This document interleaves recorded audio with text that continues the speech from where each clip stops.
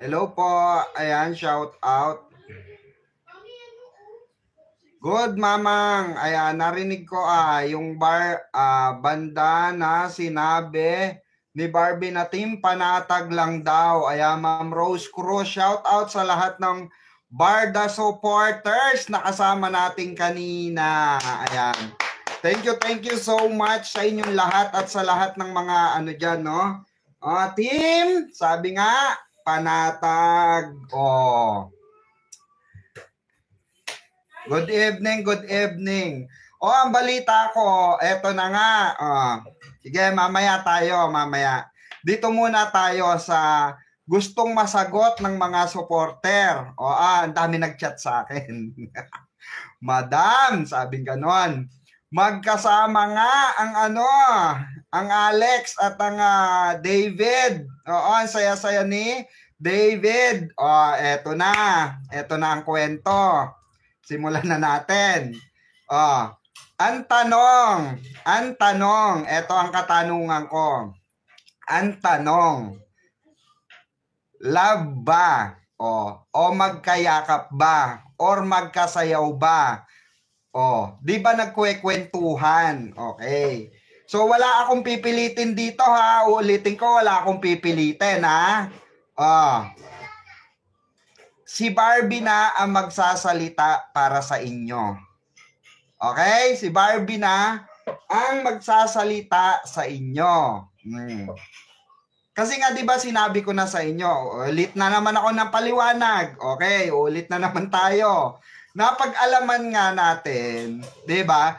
Na itong close talaga ang Manalang family sa Licauco family. 'Di ba? Sinabi na natin dito yan. Okay? Sinabi na natin dito yan. Ano pa? Ang sinabi natin, kung magkasama man sila, okay, let's say, patulan natin yan, magkasama sila. Okay?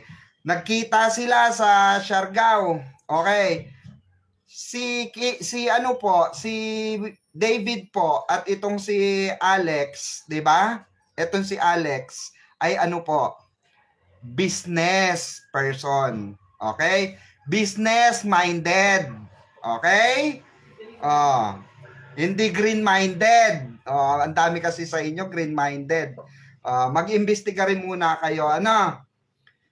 Mag-imbestiga rin muna kayo sa side nung isa. Kasi 'di ba sinabi ko na sa inyo na pag-alaman nga natin na merong gustong sumira talaga, gumante. Both side yan, kasi nga feeling nga nila nagamit sila. Especially dito sa side ni D. Kasi inikipuwera niya agad eh. So ang nagre-revenge sa kanila, na gusto talagang maka-revenge.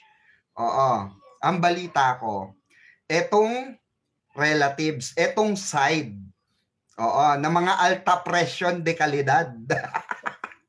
Di ba? Kasi tumataas yung alta presyon nila eh. Di ba? At saka, ang awkward nun, imagine, napapabalita na ang jowa nito, okay, ang jowa nito dati, nung babae, nakasama ni David, ay jowa ngayon ni ex ni David. Ngayon, kung sila magjowa, do you think, di ba? Magpapatulan ni David? Of course not, di ba? Kasi nga obvious na obvious eh. Alam niyo yung rito, demolition, may pattern talaga.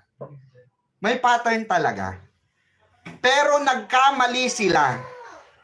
Alam niyo sa anong aspeto? Nagkamali sila doon sa sinabi nila na 1 week to 2 weeks si David sa Siargao. Kasama, mag-e-expend dahil bakasyon daw ng 1 month itong Alex. Eto de-debunk na natin. Dito na tayo sa exciting part ng debunking. Sabi ko nga sa inyo, madali mag-link. Kahit ako kaya kong gawin yan. Madali mag-link. Okay, nakita nyo, Ako seryoso pag jowa ko at nasa ganyan kami, diskuhan kami, nakaangkla ko. Okay? Nakaangkla babae sa akin. Hindi yung nagkwekwentuhan lang kami na para magtropa. Para magkaibigan. Alam nyo, walang mali siya dun sa napanood ko. Ang napanood ko, yung common denominator. Okay? Common na makikita mo sa mga magtrotropa, magkakaibigan, walang pitik sa akin. Sa totoo lang. Pero kasi kayo na paglalaruan yung utak nyo. 'Di ba? O ulitin ko walang sapilitan dito. Kung gusto nyong umalis at maniwala, walang problema 'yon. Hindi tayo obligado na sumuporta sa barda. Okay, hindi tayo obligado na maniwala sa barda. Okay? Pero ginagarantiya ko sa inyo. Hindi ko alam kung lumabas na 'to Hindi ko alam kung lumabas na. Ginagarantiya ko sa inyo. Dahil sa isyung nilalabas nila, ang isang Barbie Fortesa, dinebunk na po ang mga issue kay David at kay Barbie. Yung issue ni David at yung issue kay Barbie, dinebunk na nito. Kung sino man yung naandoon kanina at kasama namin, kung sino man yon, ay nako, ang swerte nyo, di ba? Di ba?